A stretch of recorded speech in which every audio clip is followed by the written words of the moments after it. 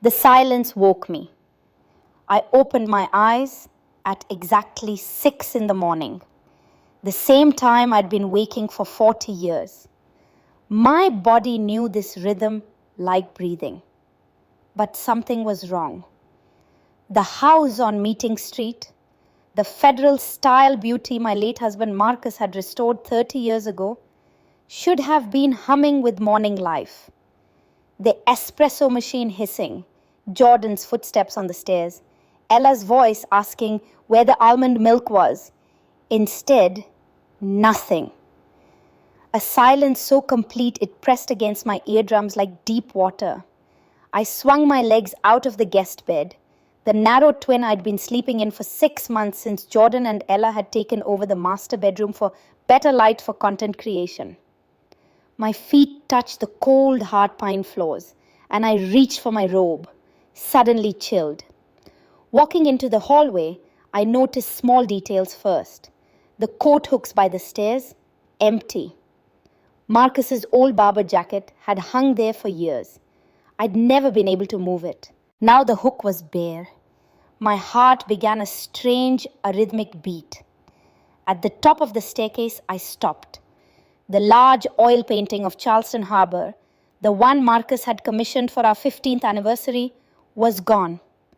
A pale rectangle on the wallpaper marked where it had been. Jordan? My voice came out thin, uncertain. Ella? No answer. I took the stairs quickly, my hand sliding on the banister.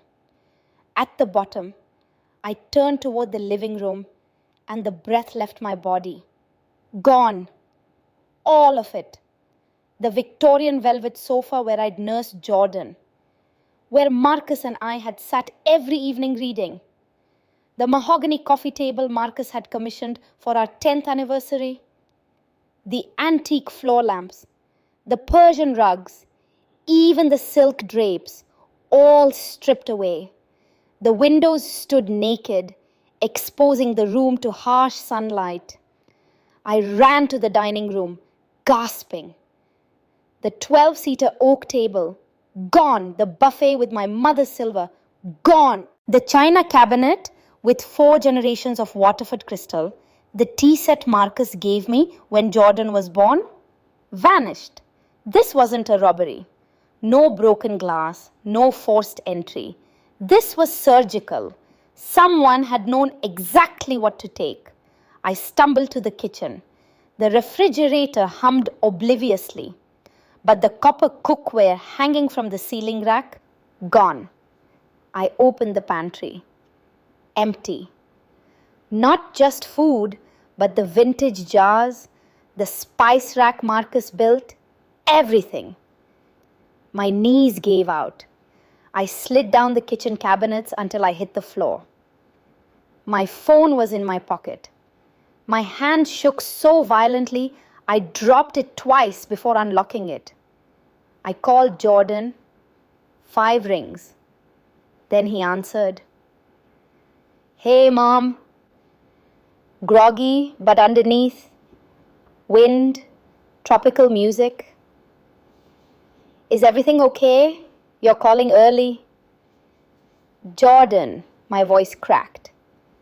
The house, everything is gone. The furniture, the silver, the paintings. Someone broke in. A pause, long stretching. I knew before he spoke. Then a giggle in the background. High-pitched, carefree. Ella. Mom, relax. Jordan's tone shifted to dismissive. Nobody broke in.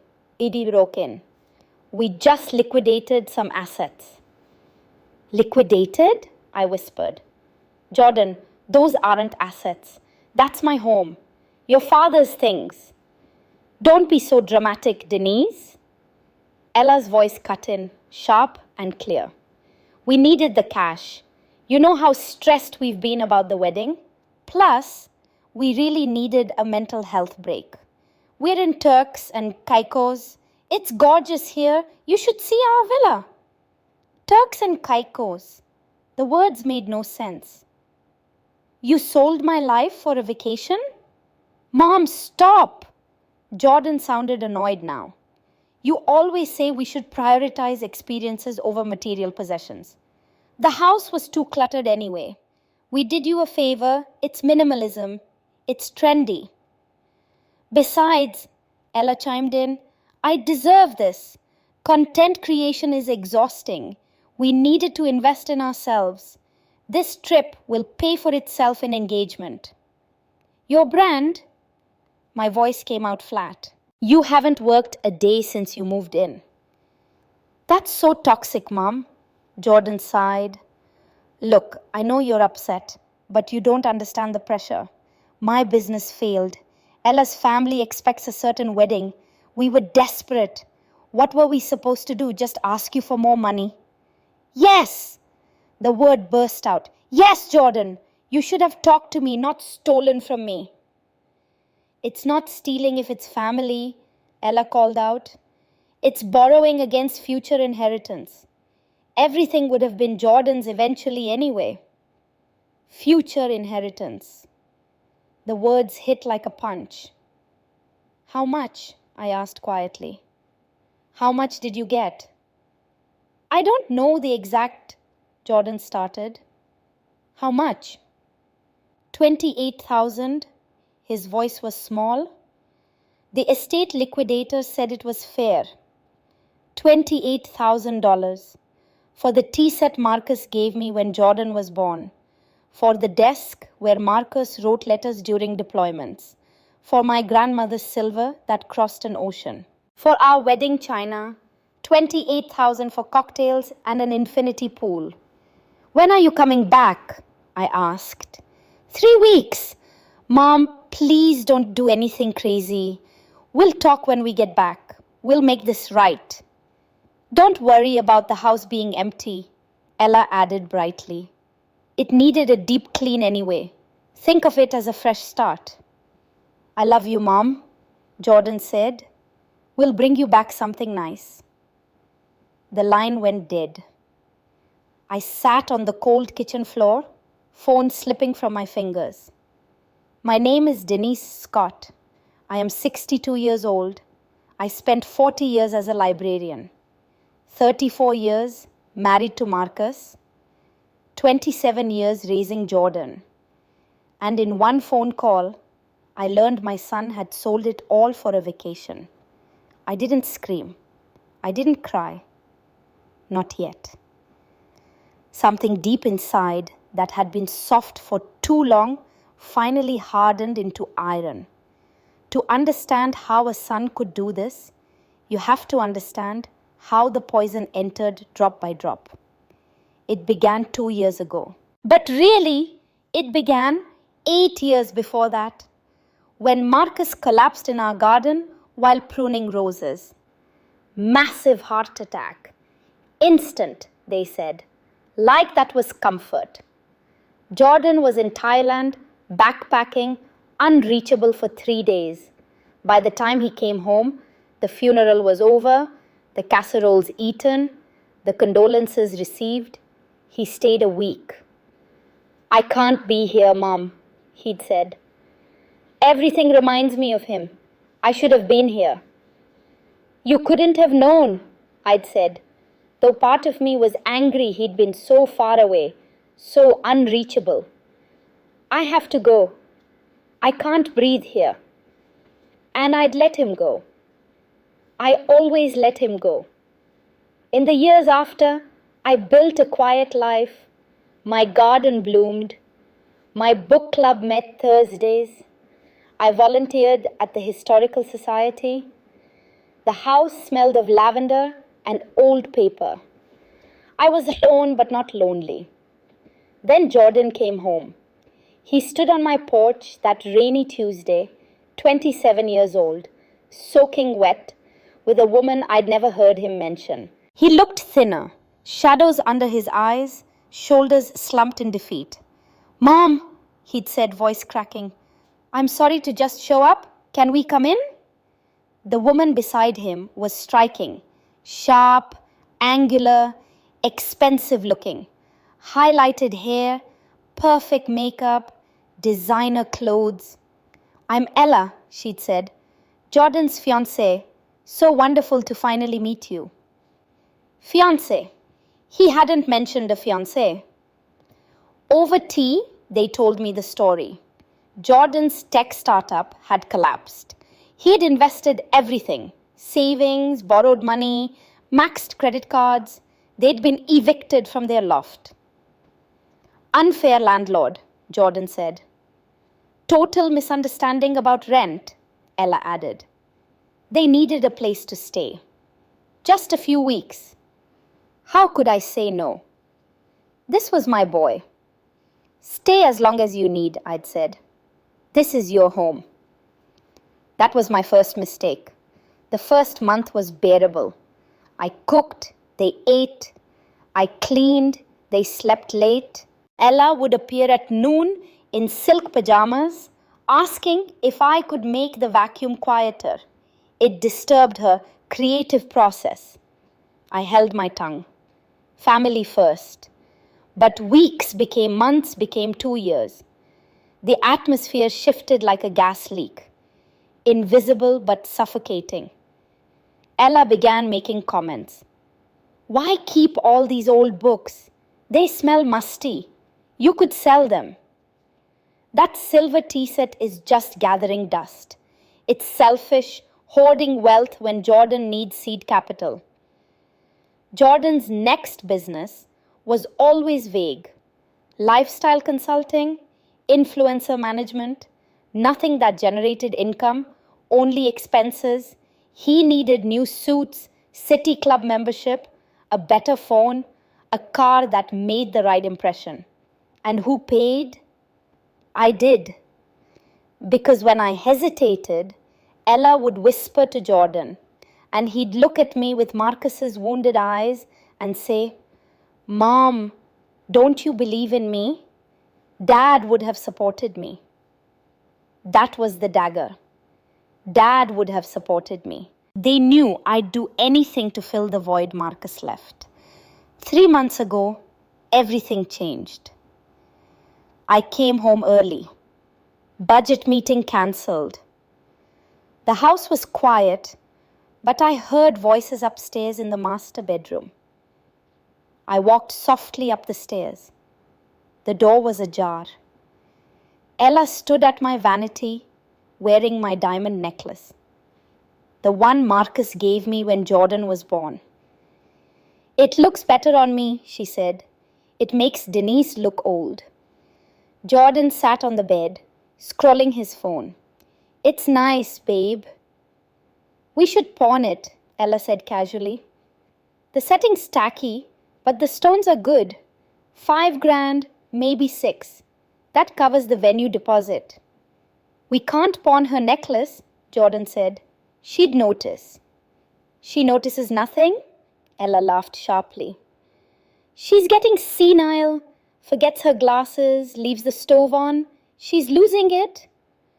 I hadn't left the stove on. That was a lie. "By the time she realizes we'll be married and gone," Ella continued, "once you get power of attorney, it won't matter." We put her in that facility, Riverside Manor, state aid, then sell the house. 750, maybe more. Baby, we are free. I stood frozen. Power of attorney, state facility, sell the house. They weren't just ungrateful, they were planning my erasure. I backed away, went downstairs, slammed the front door. "I'm home!"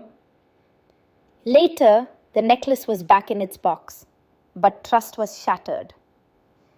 That night, I searched their office, found a leather planner labeled The Empire Project. Inside, a timeline. Phase 1, move in and establish dominance D, is compliant. J feels guilty about Marcus. Phase 2, financial integration, credit card access achieved. 40 cents K in loans over 18 months. Phase 3, liquidation of assets in progress target, 30K, furniture, silver, artwork, estate liquidator contacted. Phase 4, the takeover planned spring 2000, February 26.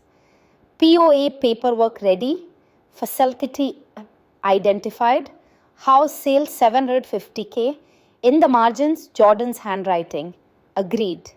Mom won't fight this. She's too soft. Too soft. I photographed every page, backed them up everywhere. I didn't confront them. I waited, watched, documented. And when I woke to an empty house and learned they were in Turks and Caicos, I knew what to do. The time for evidence was over. The time for judgment had begun. I don't know how long I sat on that floor. Long enough for sunlight to creep across the boards and touch my foot. Finally, I stood, walked through the house methodically, cataloging what remained. Built-in appliances, the dining room chandelier, too difficult to remove. Books, surprisingly. They'd left my books. In my bedroom, I checked the jewelry drawer. Empty. The diamond necklace, my mother's pearls, Marcus's anniversary gifts, all gone, but they'd left photographs, framed family photos on the dresser, untouched. Memories had no resale value.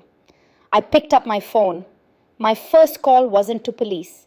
It was to Harold Pemberton, my family attorney. Harold was 68, old school Charleston gentleman in bow ties. He'd handled Marcus's estate, my will, everything for 15 years. He answered immediately. Denise, what can I do for you? Harold, I need to see you today. Jordan has stolen from me. Everything. Sharp intake of breath. I'll be at my office in 20 minutes. I changed into slacks and a blouse, looking at myself in the mirror. When had I gotten so old? Grey hair, lines around my mouth and eyes. 62. I looked like a woman who could be convinced she was losing her mind. Who might need a facility? Harold's office was in a restored mansion on Broad Street. His secretary Martha took one look at me and said, "Go right in, honey." Harold stood, concern on his face. "Denise, sit." I told him everything. The empty house, the phone call, the photos I'd taken of the Empire Project planner, showing him Jordan's notes, Ella's timeline. Harold's face turned purple. "This is grand larceny, elder abuse. We can have them arrested when they land." No. Firm, certain. Arresting them is too easy. They'll play victim. Jordan will cry. Ella will say, "I'm confused, getting senile." She's been building that narrative and people will believe her. Harold studied me over his glasses. "What do you want to do?" I took a breath. "I want to legally evict them, bar them from the property, secure my assets completely, change my will, document everything, and then prepare a welcome home party they'll never forget." Harold smiled, not nicely. "We have 3 weeks. Let's get to work." The next 72 hours blurred with activity. Harold started legal proceedings, eviction notices, restraining orders, asset protection. They've lived here 2 years. That gives them tenancy rights. We need to do this by the book. I hired Rebecca Torres, a private investigator. Former FBI, sharp eyes, no nonsense. "Find where my things went," I told her, "and find everything you can about Ella Granger." 2 days later, Rebecca called. "Found your furniture. Legacy estate liquidators. 2 towns over. Slightly shady but legal. I'll get you an itemized list. And Ella? That'll take longer. But I'm finding interesting things already." I changed every lock.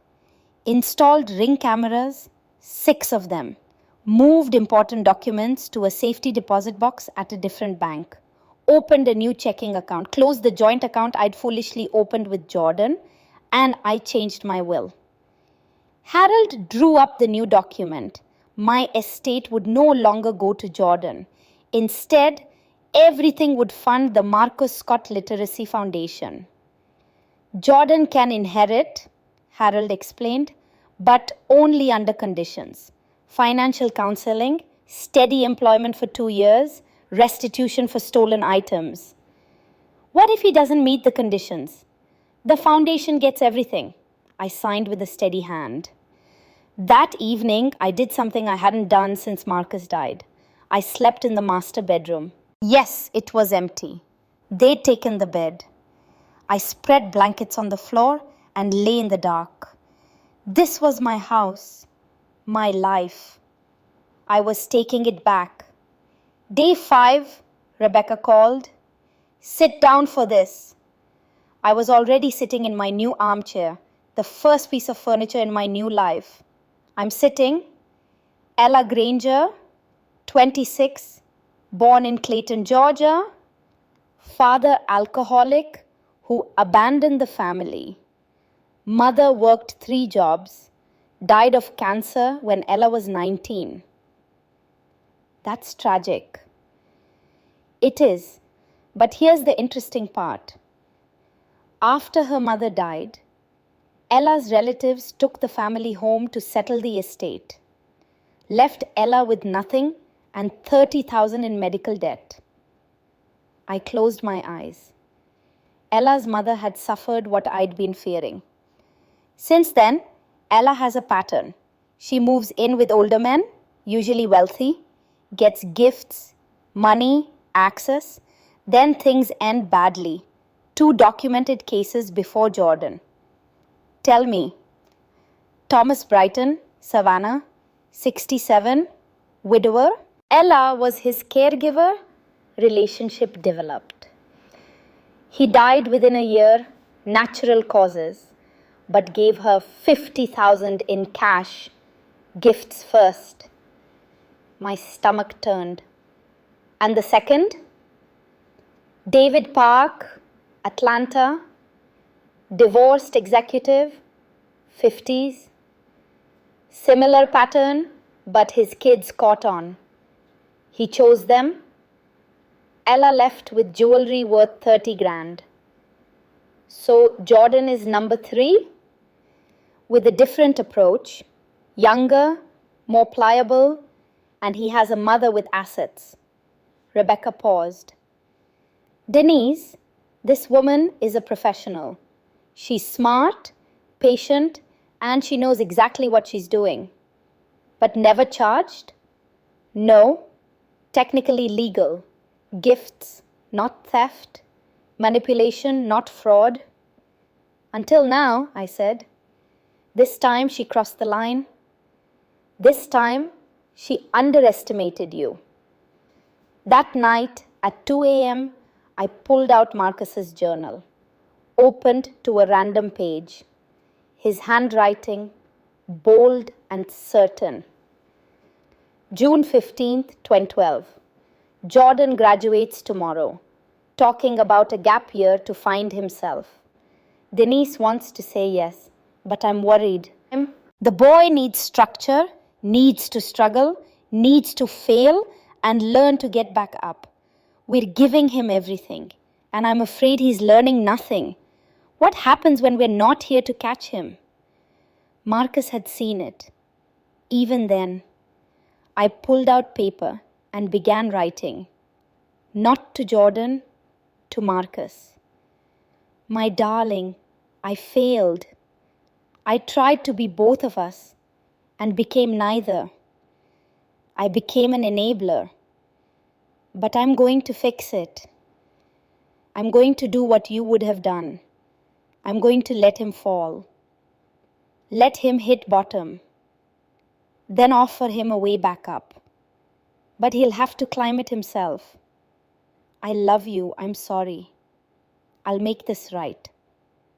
I folded the letter into Marcus's journal. In 16 days, Jordan and Ella would return. I would be ready. The next 3 weeks didn't turn me into a warrior overnight. That only happens in movies.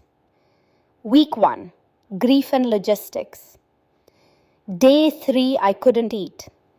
Patricia Williams, my best friend and neighbor, showed up with soup and wouldn't leave until I'd eaten. "You need strength," she said at my kitchen table. "You can't fight if you collapse." Patricia was 60, a retired real estate agent with steel gray hair and a no-nonsense attitude. She'd lived 3 houses down for 20 years. "I keep picking up the phone to call him," I admitted. Then I remember and I put it down. Day 5 brought rage. I wanted to burn their belongings. Patricia talked me down. We document, we plan. Emotion is the enemy of justice. We spent that afternoon photographing everything in Jordan and Ella's rooms. Designer clothes, camera equipment, the expensive laptop I'd bought him, everything catalogued. Day 7, I had therapy with Dr. Miriam Foster. "You're grieving twice," Dr. Foster said. "Once for your son's betrayal, once for the son you thought you had." She gave me homework. Write a letter to Marcus about whether I was honoring his memory. I wrote it that night. The answer wasn't what I expected. Week 2, building the case. Harold was thorough. Eviction paperwork alone was 30 pages. "They've lived here 2 years, he explained. That establishes tenancy. If we don't do this perfectly, a judge could rule against us." Criminal charges were difficult. They could claim verbal permission. The civil case was stronger. David Martinez, the locksmith, changed every lock on day 9. As he worked, he said quietly, "My mom went through something similar. Her boyfriend cleaned out her apartment. She got stronger. Like you're going to be." I installed ring cameras, 6 of them, covering every entrance, moved remaining jewelry to a safety deposit box across town, opened a new account at a different bank. The new will was finalized on day 12. "The Marcus Scott Literacy Foundation," Harold read, "dedicated to adult literacy and historical preservation. And Jordan can inherit under 3 conditions: financial counseling, steady employment for 2 years, and restitution, 28,000 plus interest. If he refuses, he gets nothing." I signed. That night, I read Marcus's journal, found an entry from 3 years before he died. "Denise worries I'm too hard on Jordan, but I worry she's too soft. The boy needs to struggle, to fail, to build himself. If we give him everything, he learns nothing." Marcus had seen it. He'd known. I'd spent 8 years proving him wrong. Instead, I'd created a man who thought stealing from his mother was acceptable. "Day 14, Rebecca called. "Sit down for this." I was in my new armchair. I'm sitting. Ella Marie Granger, born January 1999 in Clayton, Georgia. Father Robert was a mechanic, alcoholic, abandoned the family when Ella was 12. Mother Carol worked 3 jobs: diner waitress, house cleaner, overnight stalker. Rebecca paused. When Ella was 19, her mother was diagnosed with stage 4 pancreatic cancer. Died 6 months later. Medical bills over 100,000. "Oh God," I said softly. Worse. Carol had 3 siblings, middle class, stable, employed. They'd been estranged because Carol married Robert against their wishes. When Carol got sick, Ella begged them for help. They refused, said Carol made her bed. I closed my eyes. After Carol died, those same siblings showed up. said the house belonged to their mother, Ella's grandmother. They cleaned it out, took everything, left Ella with nothing and 30,000 in medical debt. That's monstrous. It shaped her. I found old social media posts about how family are strangers who share your blood, how the world rewards the ruthless. So she became what she hated. Exactly. She learned families betray you. That sentiment is weakness, that you take what you need because no one gives it. Rebecca continued. Thomas Brighton, she met through a caregiver agency, legitimately hired. But she saw opportunity. He was lonely, wealthy, kids lived out of state. She became indispensable, then romantic. He gave her 50,000 in gifts before he died. Natural causes. His kids tried to sue. Couldn't. And David Park? Met on a dating app. Moved in after 3 months. Started suggesting his ex-wife and kids were taking advantage. Almost convinced him to cut them off. But his daughter hired a PI, found out about Brighton. He chose his kids. Ella left with 30,000 in jewelry. So Jordan is her third target, and you're the prize, but you're different. You're fighting back. I don't think she expected that. I understood Ella now. Almost sympathized. But understanding doesn't equal forgiveness. Day 16. Strategy session in Harold's office. Present, Harold, Rebecca, Patricia and me. Harold explained the plan. Their belongings moved to a storage unit. I'd pay 2 months. Storage address and keys left on the porch. No house keys. A letter explaining eviction, changed will, legal consequences. But here's the strategic part, Harold said. We include an offer for Jordan only. He slid a draft across the table.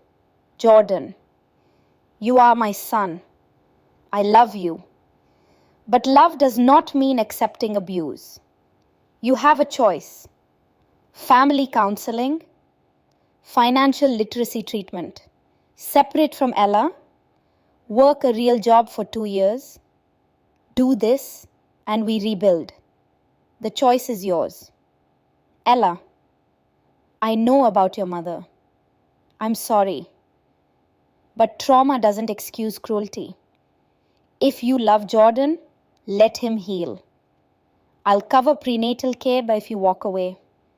But if you stay and fight, I'll meet you in every court. I looked up. Prenatal care? Rebecca grimaced. Complication. Ella's pregnant, 8 weeks. Silence. Are you sure? Saw the medical records. She posted an ultrasound, deleted it after an hour. I caught it. A grandchild. Or was it? Based on her pattern, Rebecca said, 50-50 chance it's Jordan's. But we can't know without a paternity test. So we include it, I said. I'll cover prenatal care if she walks away. If she stays, we insist on paternity testing. Either way, we protect the child. Even if it's not Jordan's? Patricia asked. Even then, I won't punish a child for the sins of its parents. Harold made notes. This shows you're reasonable. If this goes to court, it matters. This offer to Jordan, he said carefully, it can't be manipulation. If you make it, you have to mean it. Are you prepared to forgive him if he does the work? I thought about Marcus, about the boy who brought me dandelions and the man who sold my grandmother's silver. I don't know if I can forgive him. Not yet. Maybe not ever. But I have to try. For Marcus. I have to give him a chance to become someone better. Even if he doesn't take it? Especially then. At least I'll know I tried, that I offered mercy when I had every right to demand justice. Harold nodded. 5 days, everything will be ready. Rebecca pulled me aside afterward. Denise, Ella's dangerous in a corner. She's smart, desperate, has nothing to lose. Be careful. That night, I stood in Jordan's old nursery, now empty except for Christmas decorations. I remembered Jordan at 2, building towers. Jordan at 8, reading under covers. Jordan at 16, slamming doors. All those versions layered like ghosts. Which one would return in 5 days? Day 21, 4 p.m. I sat in my armchair with Earl Grey tea, hands shaking. Ring camera app open, showing 6 angles. At 4:14, an Uber pulled up.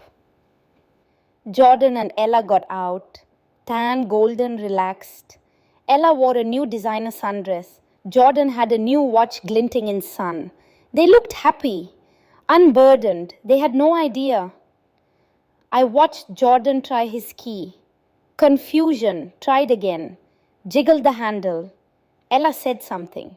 Jordan tried the deadbolt. Nothing. Doorbell rang. I waited. 3 rings. Then stood, smoothed my blouse, walked to the door. I dressed carefully.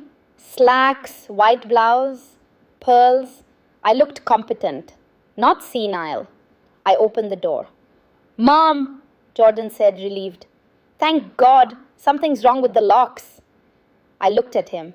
Tan, healthy, new clothes, expensive haircut. Hello, Jordan. Hello, Ella. What's going on? Ella pushed forward. Move, we need the bathroom. I didn't move. The locks work fine, I said calmly. Your keys don't work because you don't live here anymore. Complete silence. What? Jordan laughed nervously. Mom, that's not funny. I'm not joking. You sold my furniture, my silver. You've been legally evicted. Legally? Ella flushed. You can't do that. You did live here, not anymore. There's an envelope on the porch table. Eviction notice, restraining order, and storage unit address for your belongings. 24 hours to collect them. Mom, please. Jordan stepped forward. Can we just talk? No. The word hit him like a slap. I changed my will. You're no longer my heir. Everything goes to a foundation in your father's name. You sold his desk, Jordan, where he wrote you letters during deployments, for $300. Jordan went white. I didn't mean.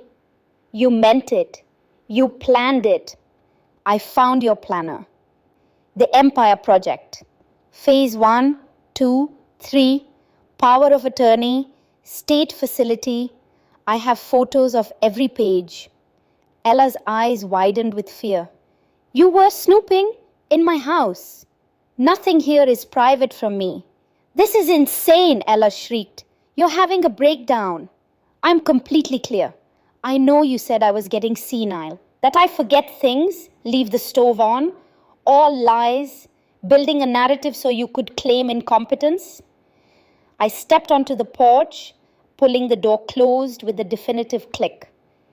You made a mistake, Ella. You underestimated me. You thought I was a soft, grieving widow. You were wrong. Where are we supposed to go?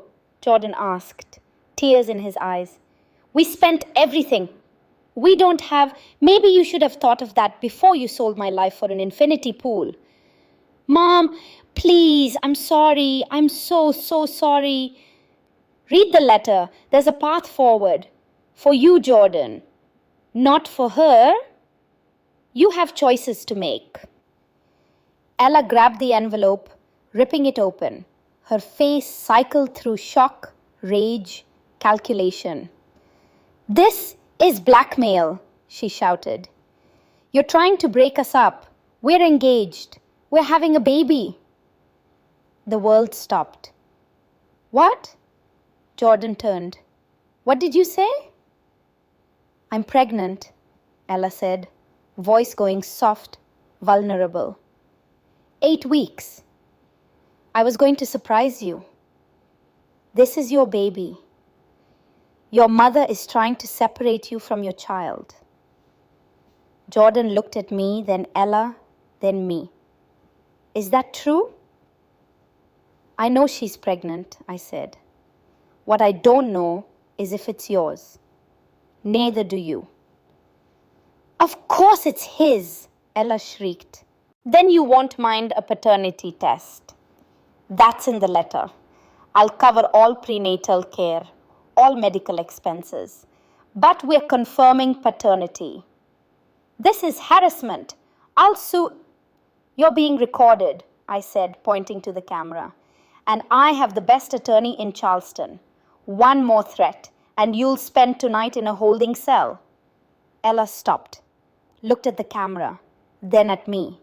Real fear. She realized the game was over. "Jordan," she said, grabbing his arm, "we need to go. She's toxic, just like your dad controlled you." "Don't!" My voice was sharp as a whip. "Don't you dare invoke my husband. Marcus would be ashamed of what you've become, Jordan, and you know it." Jordan looked at me, searching for the mother who always forgave. He didn't find her.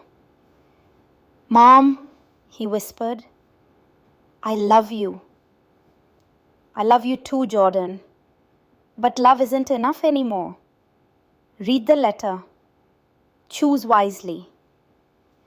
I stepped inside and locked the door. I went to the window and watched. Ella screamed at Jordan, hitting his chest. Jordan stood frozen. Then slowly he sat on the porch steps, put his head in his hands. Ella kept screaming. He didn't move. After 10 minutes, she grabbed a suitcase and stormed away. Jordan sat alone, shoulders shaking. I watched until sunset, when he finally stood and walked away. Then I slid down the door and cried until my throat was raw. But I didn't open the door. I'd given him a choice. Now he had to make it. Jordan and Ella checked into the budget inn. $49 a night. Rebecca said they'd been arguing loud enough for noise complaints. The $28,000 was mostly gone. They had maybe $4,000 left. Day 2, Ella hired Brandon Shaw, late-night TV attorney. "Did someone wrong you? Call Shaw." He filed countersuit, unlawful eviction, emotional distress, grandparent alienation, intentional infliction of emotional harm. Harold laughed. "Grandparent alienation isn't a thing here. Good luck proving emotional distress when your client stole first." Day 5, Jordan showed up at Patricia's house. "He's on my porch," Patricia whispered. "What does he want?" I heard muffled voices. "He read the letter, wants to do counseling, but can't leave Ella. She's pregnant with his child." My heart sank. "Tell him I'm sorry. The offer stands, but only if he completes all conditions, including separation." Jordan left. Patricia said he stood in her driveway for 20 minutes, staring at the ground. Day 8, I received medical records. Ella had signed a release for her case. Pregnancy confirmed. 10 weeks now. Due May 15th. I held the ultrasound image, a tiny bean shape. My grandchild, maybe. The preliminary hearing day, 18. I dressed carefully. Conservative suit, minimal jewelry, neat hair. I wanted to look competent. Judge Martha Thornton was late 60s, steel grey hair, sharp eyes, 20 years on the bench. Harold presented efficiently. Photos of the Empire Project Planner, itemized stolen property list, bank records, proper eviction notice. This isn't landlord-tenant dispute, Harold said. This is theft by a family member who exploited his mother's trust. Brandon Shaw stood. Your Honor, this is an elderly woman being manipulated into turning against her son. My clients had verbal permission to sell $85,000 in antiques for $28,000. Judge Thornton interrupted. Quite a decluttering. They may have made poor pricing decisions. Mr. Shaw, I've seen this Empire Project Planner. Unless you're claiming Mrs. Scott fabricated evidence, your clients documented their fraud. Brandon sat, flustered. Mr. Scott, stand up. Jordan stood, shaking. Do you take responsibility for selling your mother's property without her explicit consent? Jordan looked at Ella, then at me. Long silence. Yes, Your Honor. I thought I was solving our problems. I was wrong. Ella's face went white with fury. At least you're honest, Judge Thornton said. Miss Granger? Ella stood. Your Honor, with respect, Mrs. Scott is not competent. She forgets things constantly. By stealing from her and planning to institutionalize her? The judge's voice was ice. I've reviewed Mrs. Scott's medical records. She has no cognitive impairment. She manages a charitable foundation. She's fully competent. What you did is exploitation. But I'm pregnant. She's trying to separate me from the baby's father. Is Mr. Scott the father? Silence. Miss Granger? Of course he is. Then you won't object to a paternity test. That's invasive. It's standard.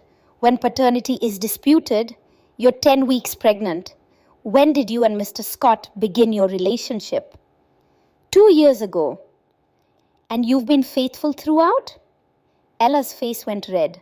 I don't have to answer that.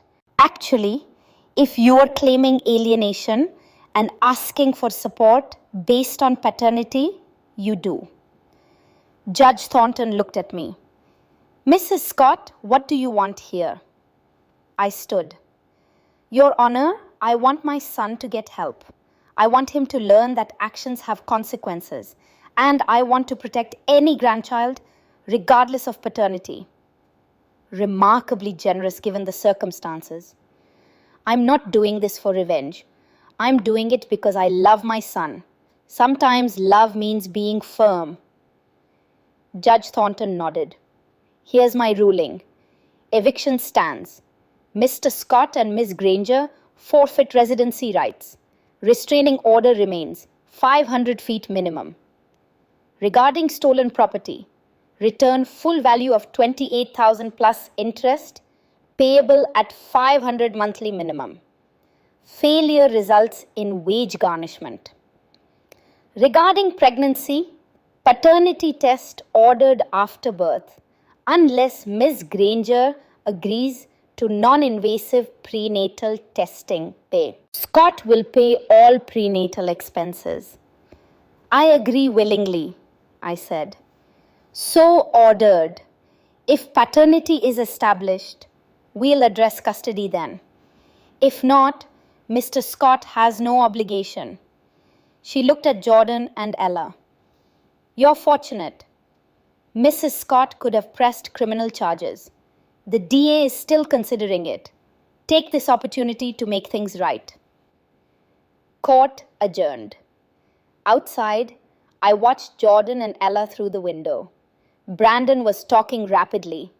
Ella was screaming at Jordan, hitting his arm. Then Ella pulled out her phone, walked away, made a call. Secretive, urgent. Rebecca, I said into my phone, can you follow Ella? On it. 2 hours later, Rebecca called. Listen to this. Through crackling speakers, Ella's voice from the budget-in bathroom. No, the judge didn't buy it. Yeah, she's smarter than we thought. What? No, I don't know if it's even his, but he doesn't need to know that yet. The test? I'll figure something out. Maybe disappear before then. Yeah, bleed her dry in appeals. Then I'm gone. He can deal with the mess. The baby? I don't know. Adoption maybe. I'm not cut out for motherhood. Money first, then I'm out. Atlanta or Charlotte? The recording ended. I sat in silence. Everything changed. That evening, I called an emergency meeting at Harold's office. Present, Harold, Rebecca, Patricia, and Jordan. Jordan looked confused when he arrived. Why am I here? Where's Ella? This is for you only, I said. Sit down and listen. I played the recording. Ella's voice filled the room. I don't know if it's even his, but he doesn't need to know that yet. The test? I'll figure something out. Maybe disappear before then.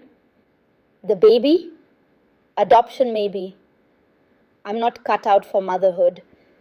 Money first, then I'm out. Jordan's face went through shock, denial, devastation, rage, all in 60 seconds. No, she wouldn't. His voice cracked. We're having a baby. Baby, I need you to hear this. Really hear it, I said gently. I played it again. Jordan broke, not crying, completely broke. He put his head on the conference table, body shaking with silent sobs. Rebecca spoke quietly. I ran a deeper background check. Ella has a pattern with pregnancy claims. 2 previous men.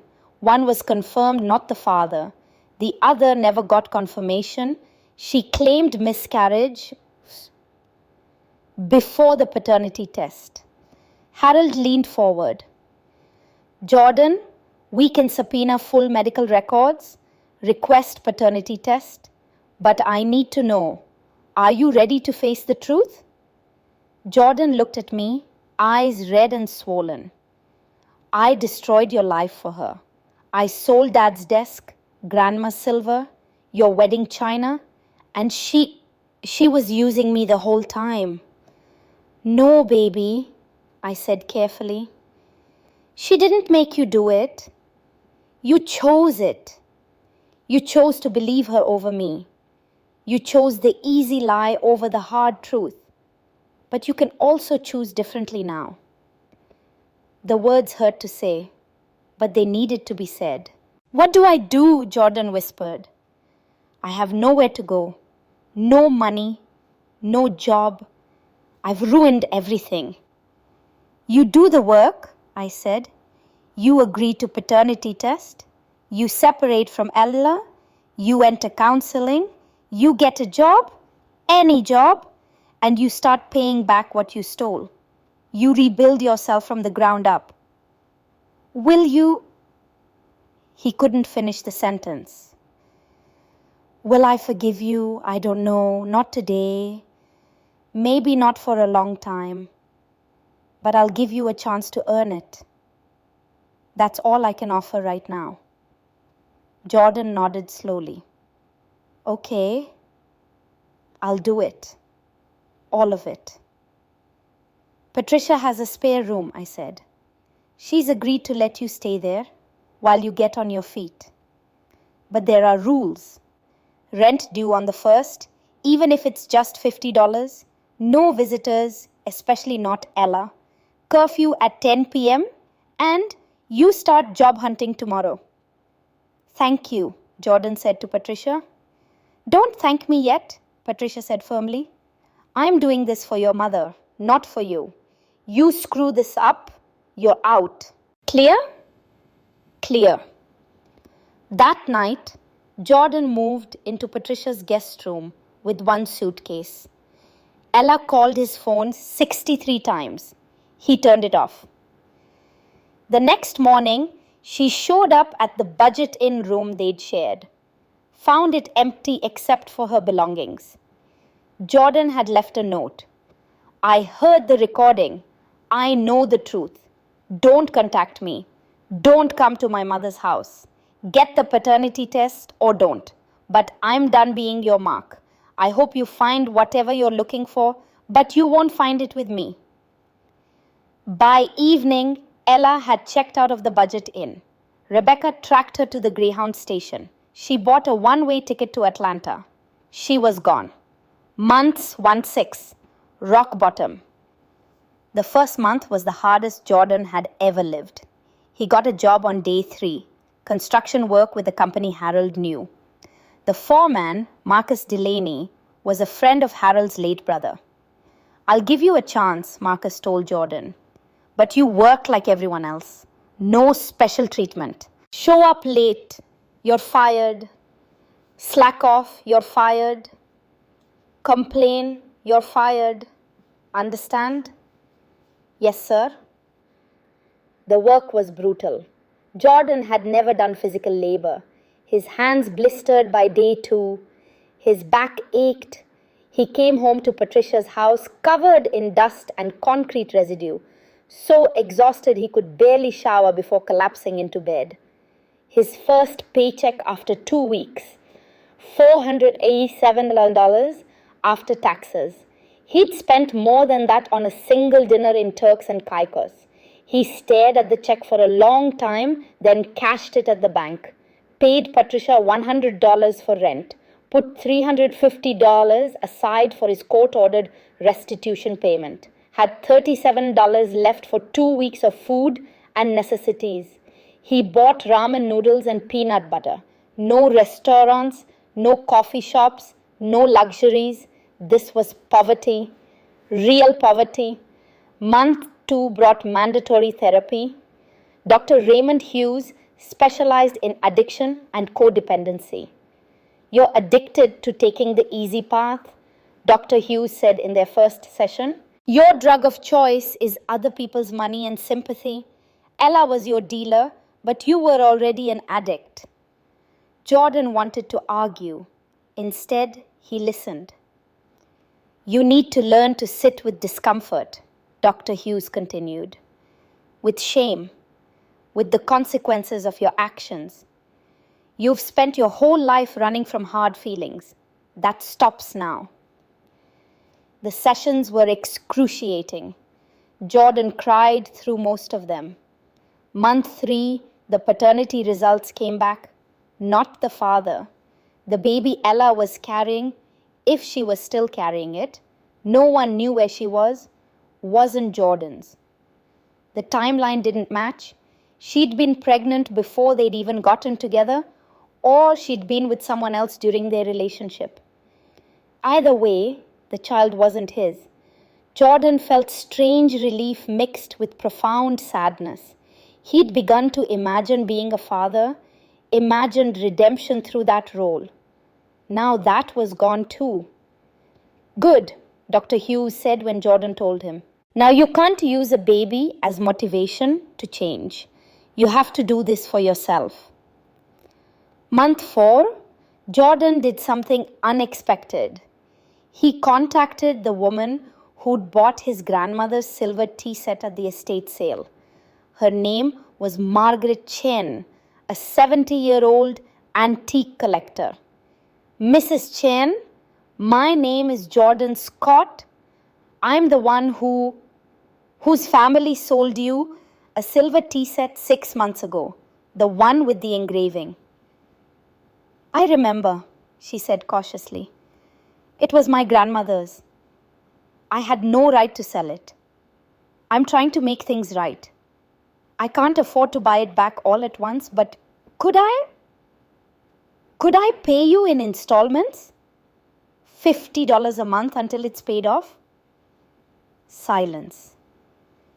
Then, young man, why would you do that?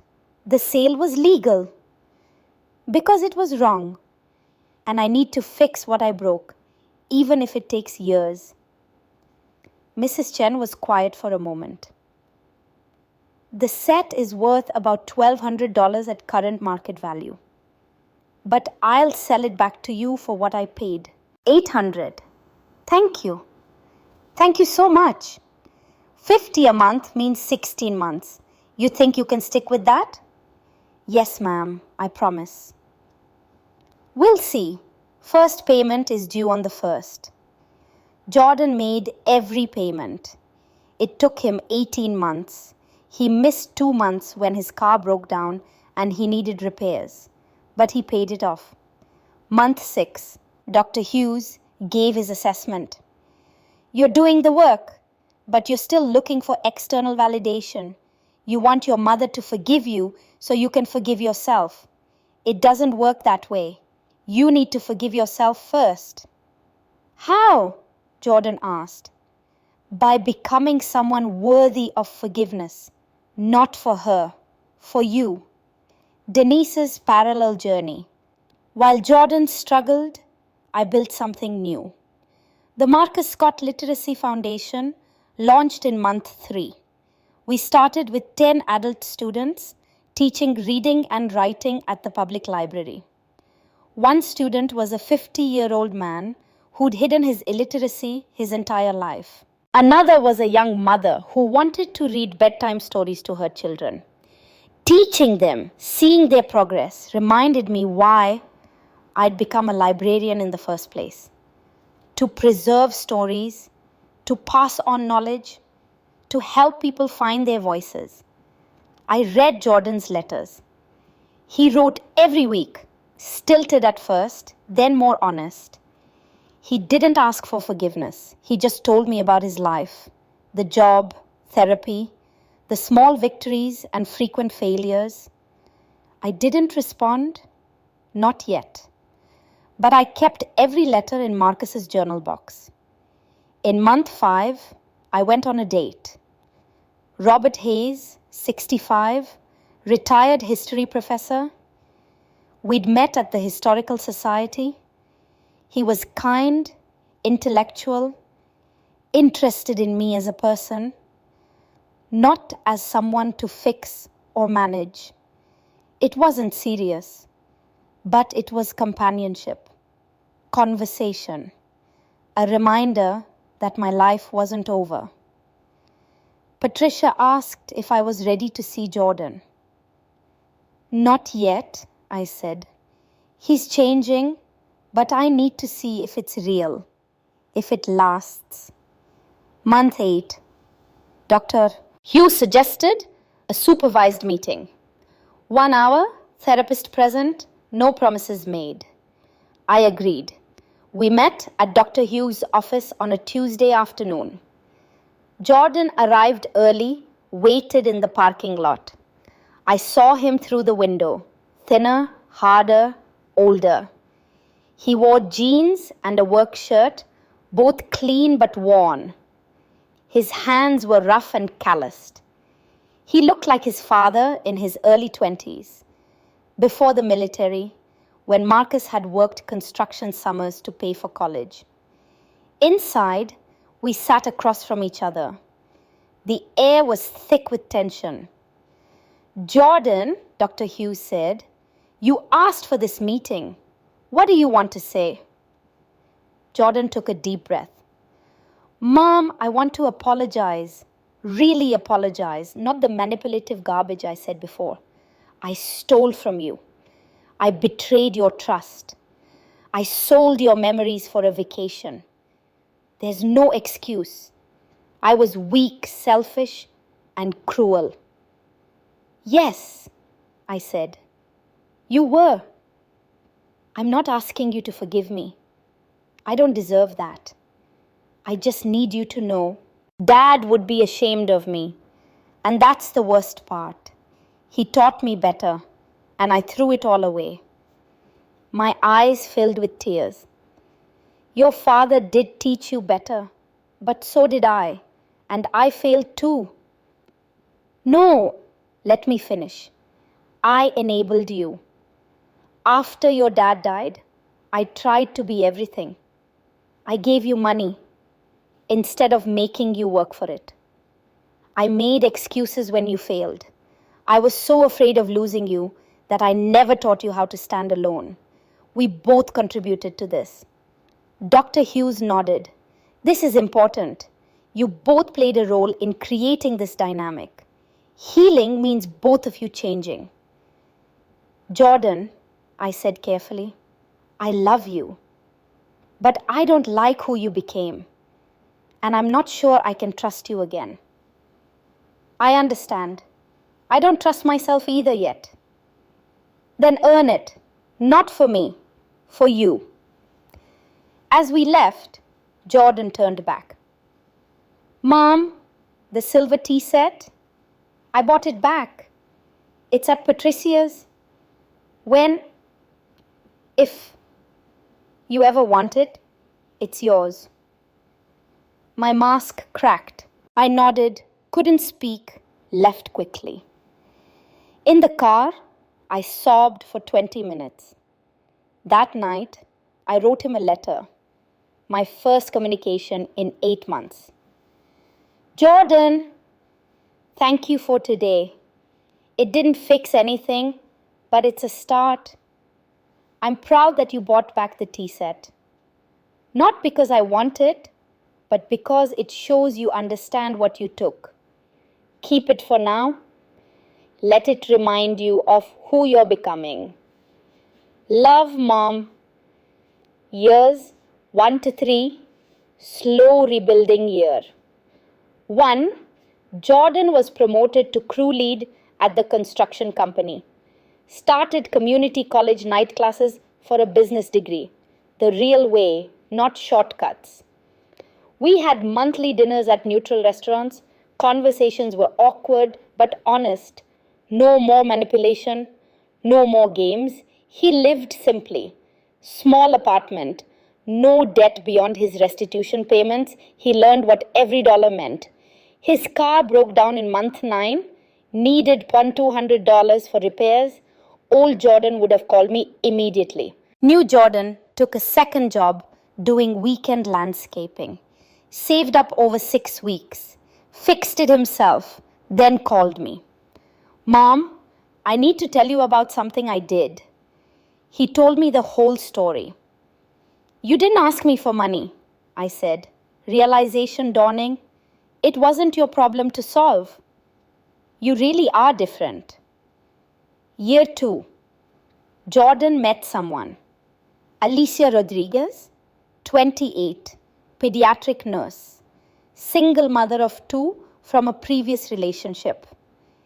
He called before introducing us. I want to do this right. Is it okay if I bring her to Sunday dinner? I met Alicia at a cafe. She was real, grounded, no nonsense, fiercely protective of her children.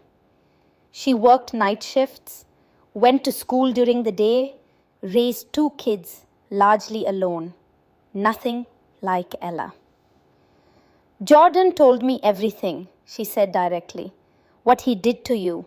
He's ashamed, and he should be. I told him I'm not interested in men who haven't dealt with their issues. He's dealing with his. That's the only reason I'm giving him a chance. I liked her immediately. Her children, Miguel, 8, and Sophia, 5, were polite, sweet, well-raised. Miguel loved books. Sophia loved everything.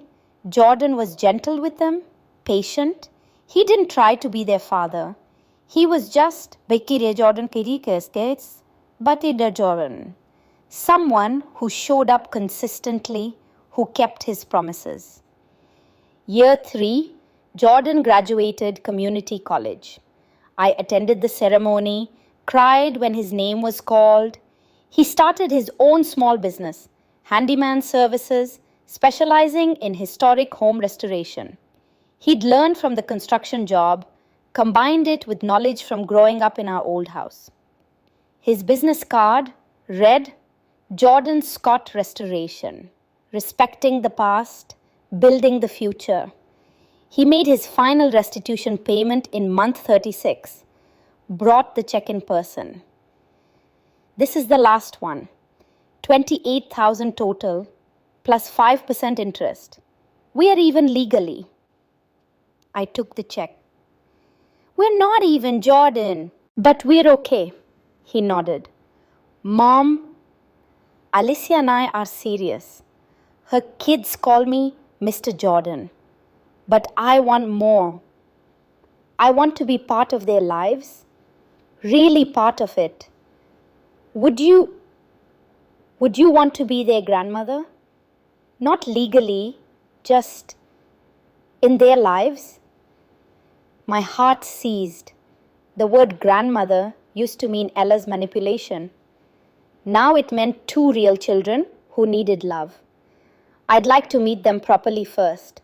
But yes, I think I'd like that very much. Year 3, November, Thanksgiving. My house was full again. Different, but full. Present, me, Robert, Patricia, Jordan, Alicia, Miguel and Sophia, Harold and his wife, Dr. Hughes. This was the first holiday meal in this house since the incident. Before dinner, Miguel approached me shyly. Miss Denise, Mom says you were a librarian. Can you help me with my book report? I'd love to. We sat on the couch, new couch, different from the Victorian one, but suddenly it felt like home. Sophia crawled into Jordan's lap and fell asleep.